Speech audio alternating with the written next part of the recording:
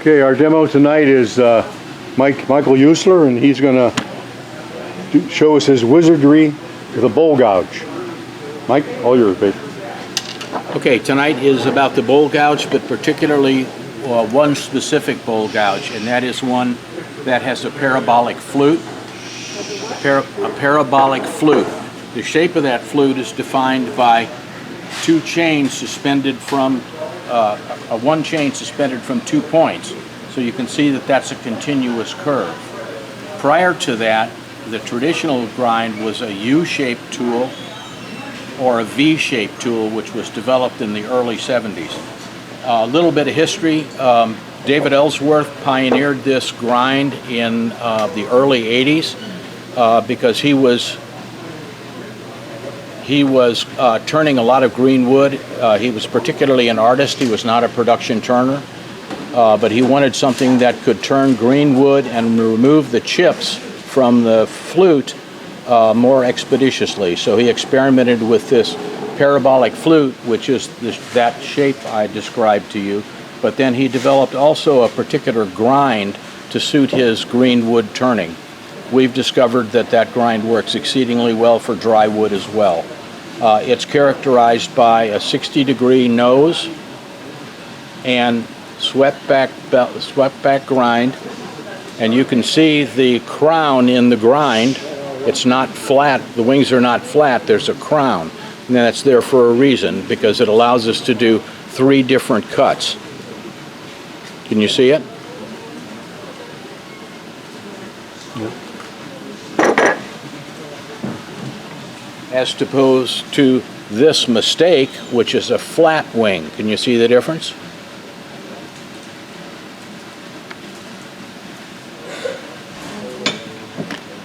Okay, so this is a 5/8 bowl gouge, and you achieve that grind using his jig, which is in the drawer. If you own a 3/8 bowl gouge with a parabolic flute, you can also achieve that grind, but you have to use the Varigrind.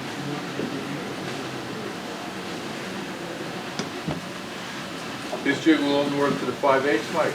Pardon? This jig will only work for the 5/8? Yes. If you try to put anything smaller in it, it'll rock from side to side, or it'll rotate, and it will not be a correct grind. Mike, can you explain that a little bit more in terms of the jig versus the grind? Because I don't know what I would use a jig for that.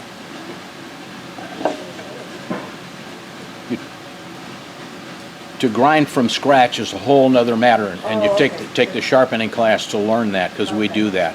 But in order to resharpen, you put it in the jig and up against.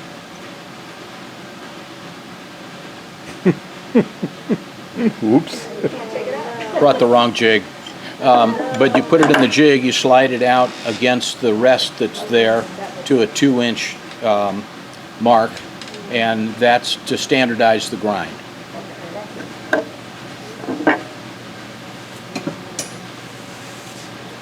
Okay, there are 3 kinds of cuts that we do with a bowl gouge, and variations of those 3 grinds, which we'll talk about. One is a slicing cut, the second is a scraping cut, and the third is a shear scraping cut. The slicing cut is done by using the bevel, and it's extremely important that you understand how to find that edge so that it doesn't catch and bite. Any of you that turn a lot I'm sure more than one of you has had a catch or 2, and if you use the bevel to find that edge, you will be much less likely to have a catch.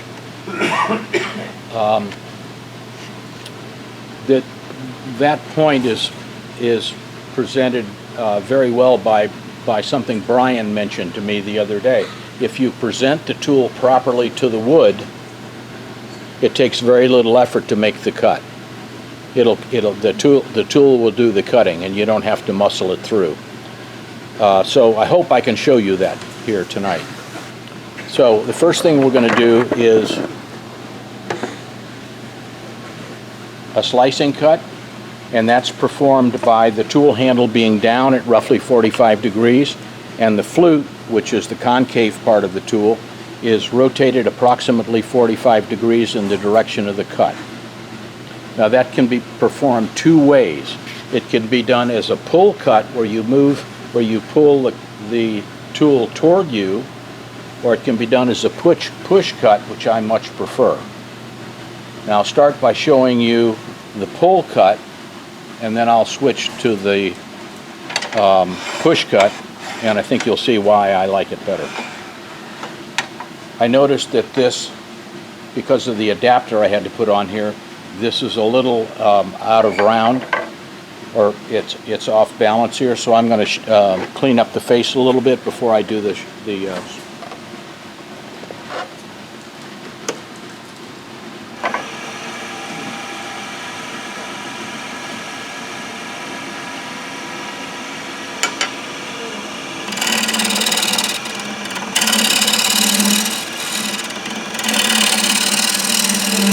Are you just scraping there?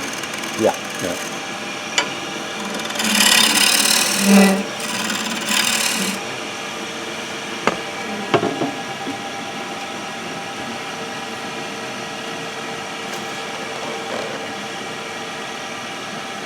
Okay, first slicing cut, I'll do it in a pull position or a pull cut. Again, the handle is down 45 degrees. Got it? Yeah. Handle's down 45 degrees. The flute is facing roughly 45 degrees in the direction of the cut.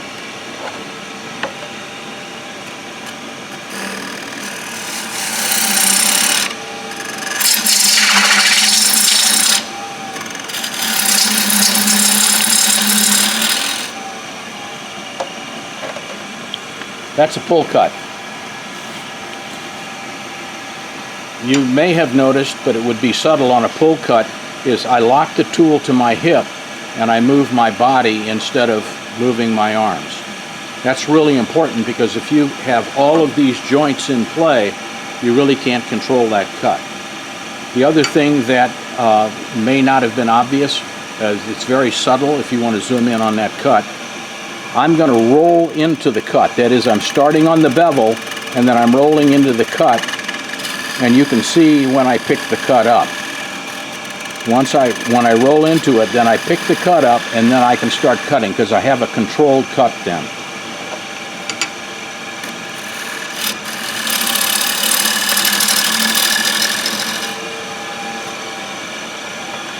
Okay, the other version of that, which I much prefer for obvious reasons, is a push cut.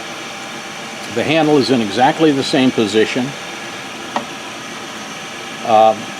down 45 degrees. The flute is turned 45 degrees in the direction of the cut.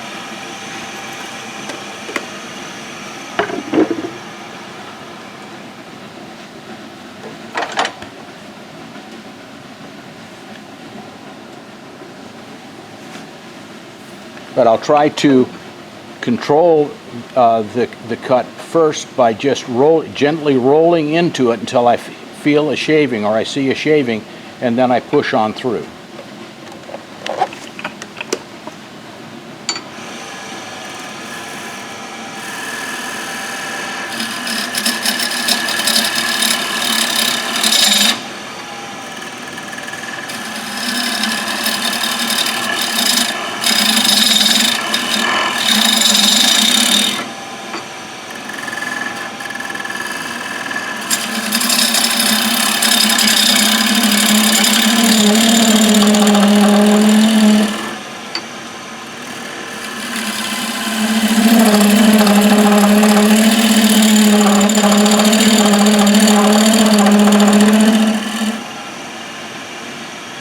Okay, now put the tool back there, and I'm going to take a picture, do another cut. Let me get set first.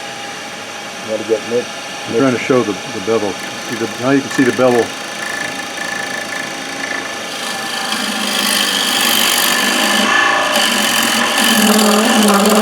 Do it again. That's perfect.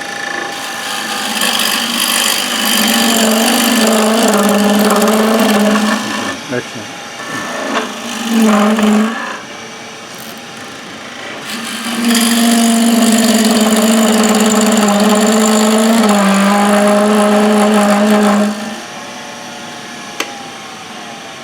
lathe is really under power, I can't really take the depth of cut that I would ordinarily take.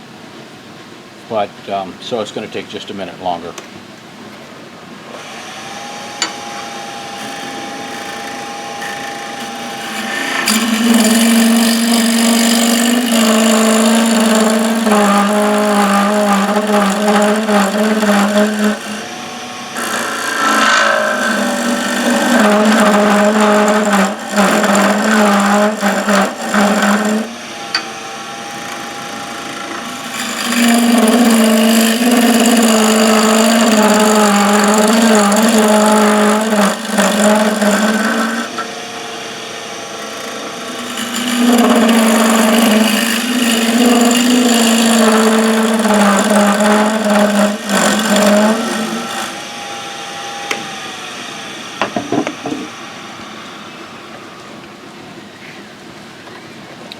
This slicing cut is designed to remove a lot of wood fairly quickly to get it out of the way so you can finalize your shape.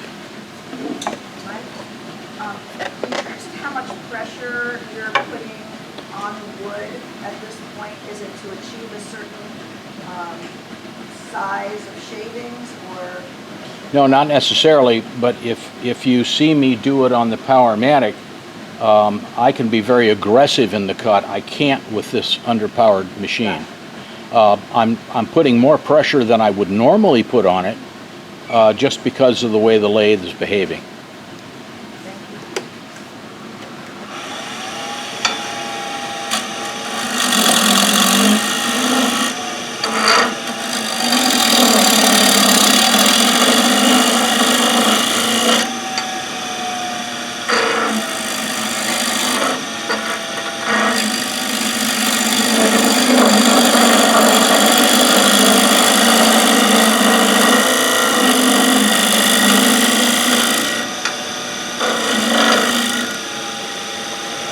Okay, I've got a general shape. Now I want to create a foot.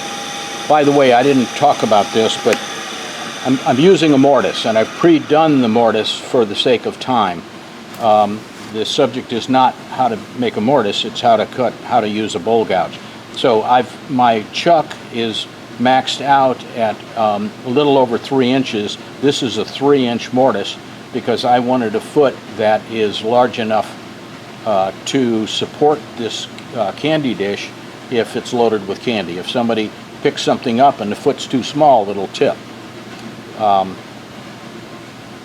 So that's why this is that big. So now I'm going to create the foot.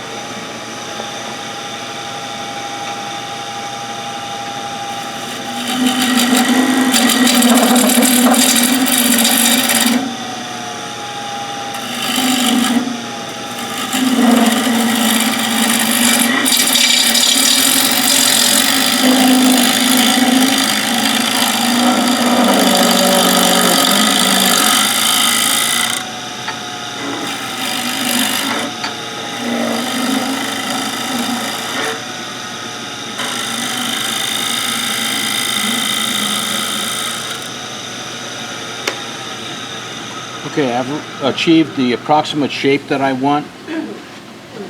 Now I'm going to use a scraping cut to refine that shape, and then the third cut will be a shear scraping cut can you get the camera in? You can see some of this tear out. That's because I'm going pretty fast, and to remove this wood that doesn't need to be there, and between the scraping cut and the shear scraping cut, depending on the piece of wood, most of that should go away. This is a much friendlier demo in soft maple. This happens to be hard maple. Okay, so scraping cut. That's done with the tool parallel to the floor. The flute closed about 97%, not totally closed because you want to cut with the bottom edge. You're not using the bevel in a scraping cut. It's only used to now refine this shape. Now if I tried to scrape my way through this whole bowl, it would have taken forever. This is just a few minutes to remove all the wood that's not going to be there.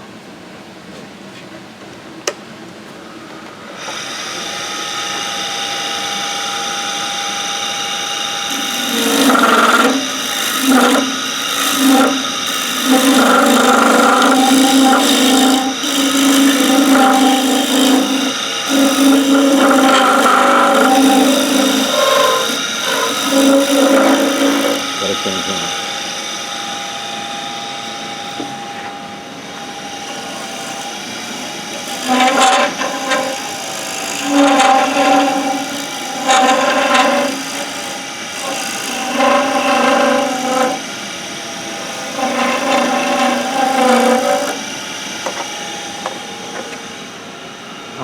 I don't like the definition in the foot. I'm going to cut it a little deeper and kind of refine it.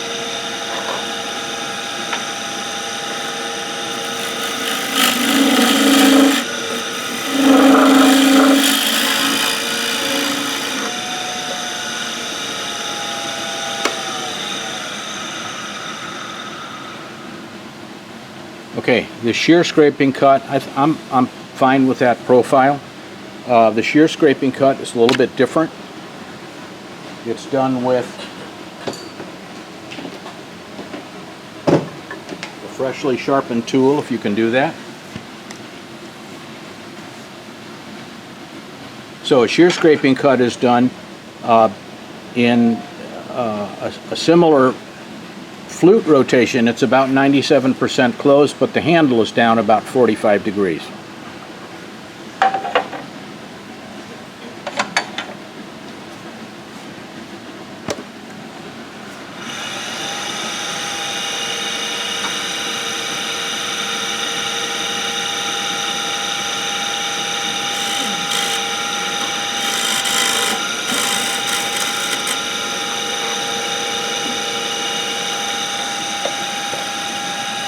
You can see the difference in the shavings that I'm getting. This is a shear scraping cut shaving. That very fine sliver that's coming off of there is cut at an angle, kind of like slicing if you're sharpening a stick. I hate these tools though.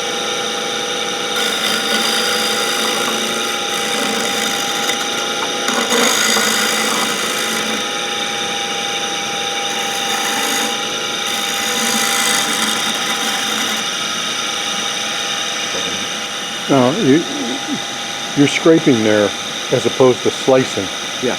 Have you ever done the first one I thought you were doing more of a slicing cut. No, it is a slicing cut. The second one, the first one was, but the one you just did, wasn't that a scraping? No, because the flute's closed. I'm not using the bevel and the cutting edge. Okay. Go ahead. It's a technicality, but I understand what you're saying. Yeah, I know. Okay. I need to be over here. No problem. Just bump me out of the way.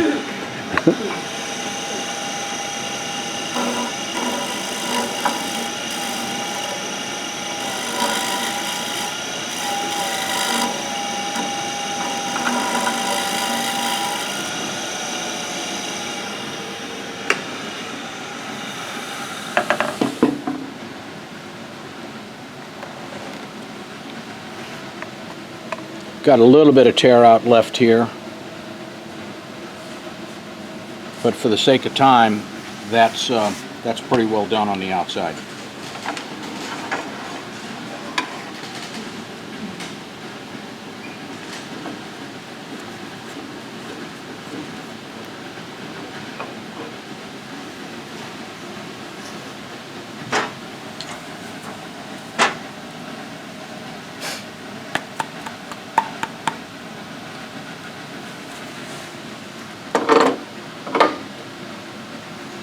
I need an adapter. I put an adapter on the chuck. I didn't put an adapter on that. Somebody get him an adapter. Somebody going? Yeah. I don't know. I thought I had an inch and a quarter or an inch 8 insert, but I don't. A little oversight. Any questions while I'm waiting for an adapter?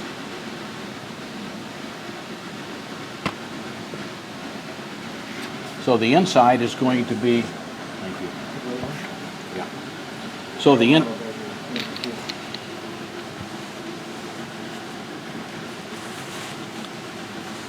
inside is going to be an adaptation of the slicing cut that you saw me do.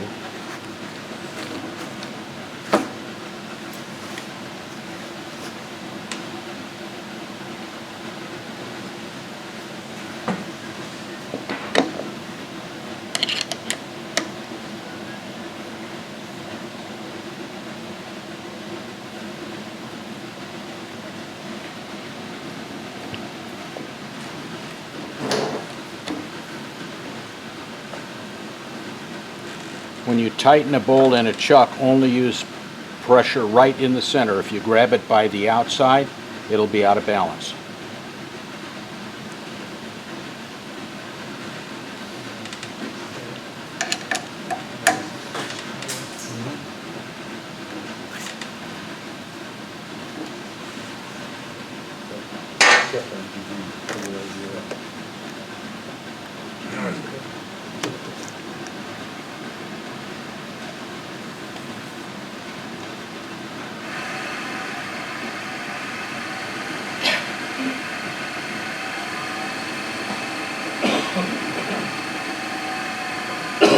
A little touchy. Mike, what speed are you at? About 1,300. Thank you.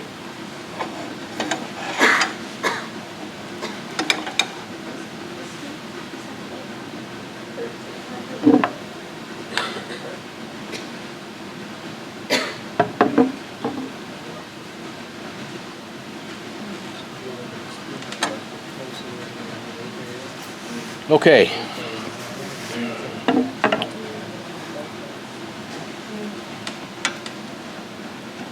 There are folks that use a scraping cut with the flute closed, enter here, and just lever the wood out.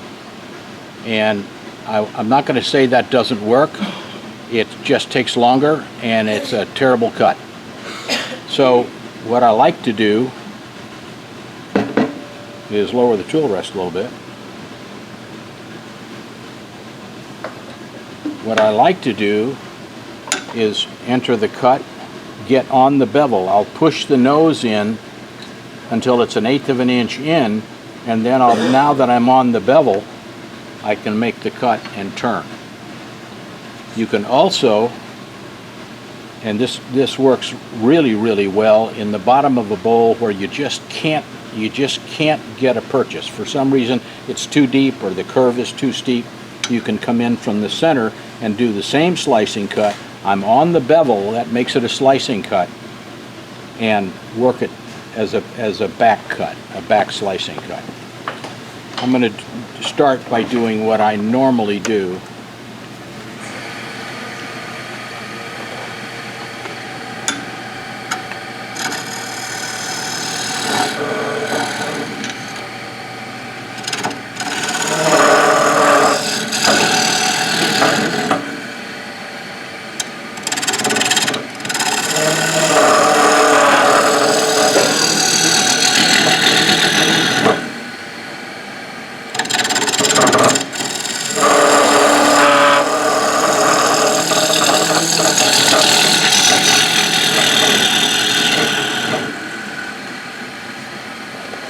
An example of the other slicing cut that you can do from the inside out is like this.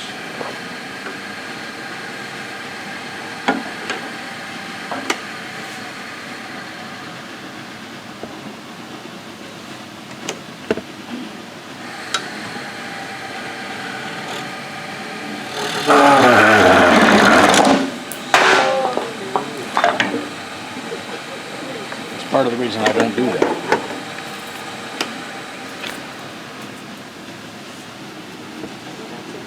Break it. It broke out? Yeah. See if I can put it on here in opposition to the...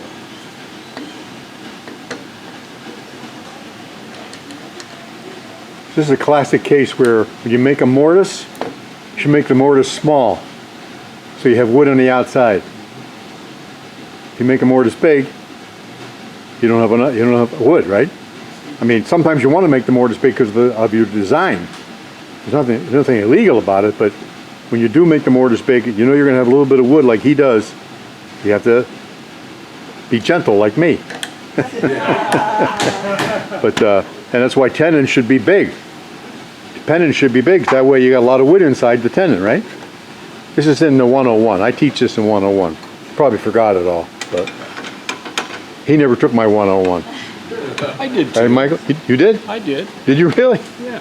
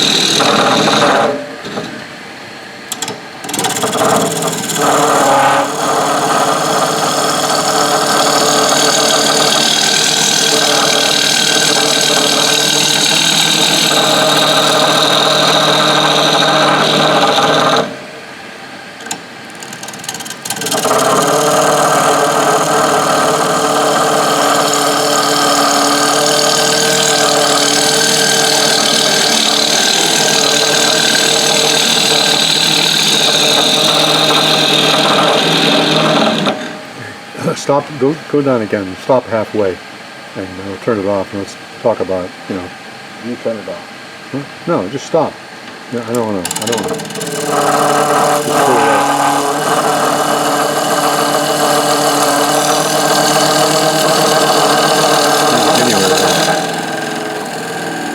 Okay, so now, yeah, stop, turn it off. Now, let's just talk about clear the tool off if you would. And What do you want me to do? clean the tool off. Yeah, and then, you know, talk about this. I want to show them the position of the tool when it's properly positioned for cutting. Okay. I don't know if you can see it. Can you? It's hard to see when the chips are coming off. When you but- Focus. when you enter the cut, your flute is closed. Once you're on the bevel, you rotate it in, and for the first little bit, you're cutting with the bottom wing. When you continue to rotate it around, if you can see the tool turn, then you start cutting with the upper wing, which gives you the cleanest cut. You can cut with the bottom wing and go all the way across, but it doesn't give you a very clean cut. If you come around and you're cutting on that top side of center, then it gets a really nice slicing cut. So point out the bevel contact there. The importance of the bevel contact. And Well, the bevel is contacting, I don't have a pencil, right in here. If you get close in far enough, there's a little shaving right there on the left side of the center of the tip. That's the bevel contact, and I'm cutting with that side. Now when I continue to rotate around, it will move on this bevel. okay. All right? Mike, do you ever do it from the opposite side of the lathe? I don't, but you can, as long as the guy on the other side says it's okay. Okay, now I typically use the rule. Let me finish this cut.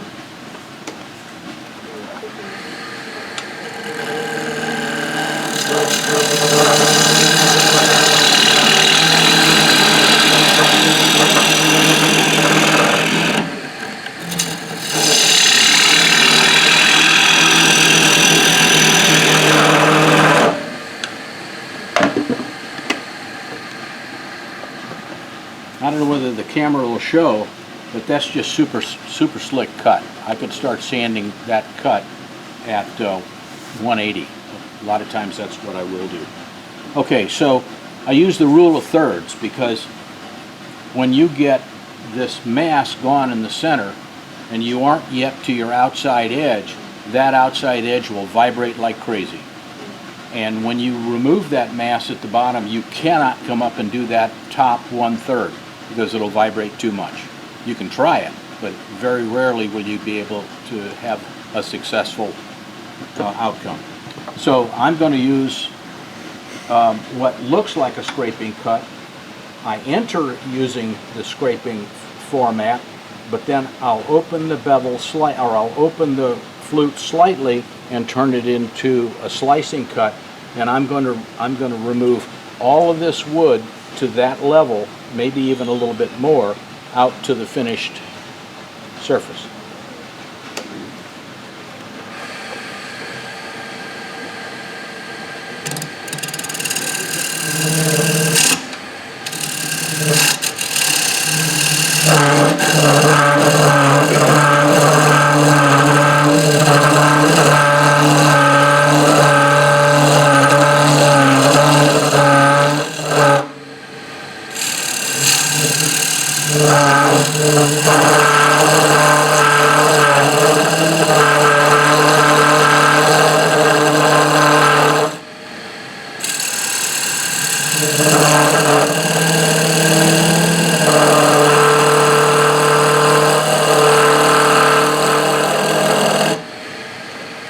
The other thing I'm doing is I'm gradually moving that cut around so that the cut that I end with is parallel to the outside edge, because you'd really like this bowl to be reasonably concentric most of the way down.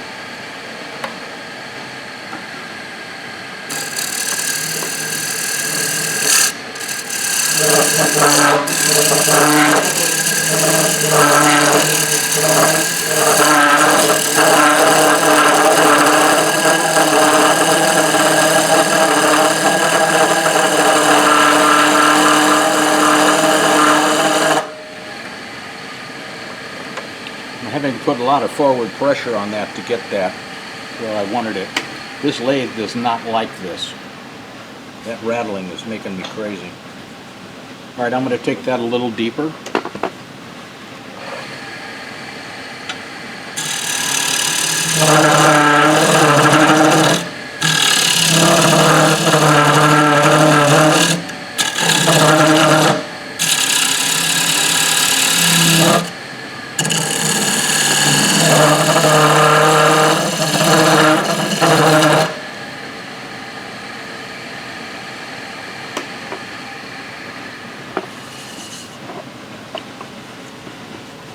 Mike, you seem to get some chatter off the tool rest.